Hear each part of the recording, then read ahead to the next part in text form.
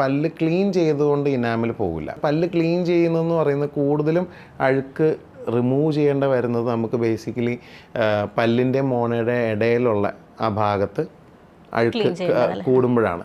ഇതിനൊരു വൈബ്രേഷൻ വരുമ്പോഴേക്കും അതിങ്ങനെ അടർന്നു പോകും. അല്ലാതെ ഇത് പല്ലിൻ്റെ ഇനാമലിനെ അല്ല കളയുന്നത്.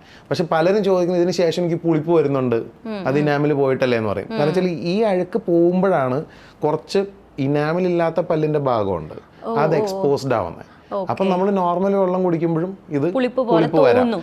പക്ഷെ അവിടെ ഗംസ് റീഅറ്റാച്ച് ചെയ്യുന്ന ആ ടൈം മതി ആ പുളിപ്പ് മാറാനായിട്ട്. പലരും ഇത് മാത്രം പേടിച്ചുകൊണ്ട് അത് ചെയ്യാണ്ടിരിക്കുന്നത്.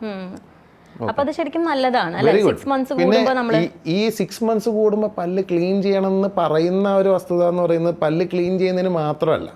ഈ എന്തുകൊണ്ടാണ് ഡെന്റിസ്ട്രി ഭയങ്കര എക്സ്പെൻസീവ് ആവുന്നത് വെച്ച് കഴിഞ്ഞാൽ, സാധാരണ ഒരു ചെറിയൊരു കേട് വന്നത് അടയ്ക്കുന്നതിന് ചിലപ്പോൾ ഒരു 500 to 1000 rupees on an average. Think about that is been unnoticed. Notice ചെയ്യാതെ പോയി ഒരു കേട് അടിയിലേക്ക് പോയിട്ടുണ്ടെങ്കിൽ നമുക്ക് റൂട്ട് കനാൽ ചെയ്യേണ്ട വരുമ്പോൾ ഒരു 5 to 10,000 എക്സ്പെൻസ് അതിനായി. ഏത് ഒരു 500 രൂപ മുടക്കി ചെയ്യേണ്ട കാര്യത്തിന് ഇത് വന്നു. അത് ചെയ്താൽ മാത്രം പോലെ അതിന് മുകളിൽ ഒരു ക്രൗണും കൂടി ഇടണം, which will cost 10,000 to even 35,000 rupees. നമ്മൾ ഒന്ന് പല്ല് ക്ലീൻ ചെയ്യാൻ പോകുമ്പോൾ നമ്മൾ ഒരുപാട് കാര്യങ്ങൾ നോട്ടീസ് ചെയ്യും.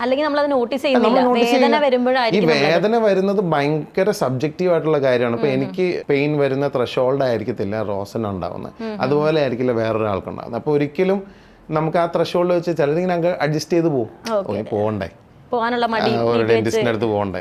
പക്ഷെ ഇങ്ങനെ ഒരു റുട്ടീൻ ചെക്കപ്പ് വെക്കുന്നുണ്ടെങ്കിൽ you can avoid a lot of things, save a lot of money.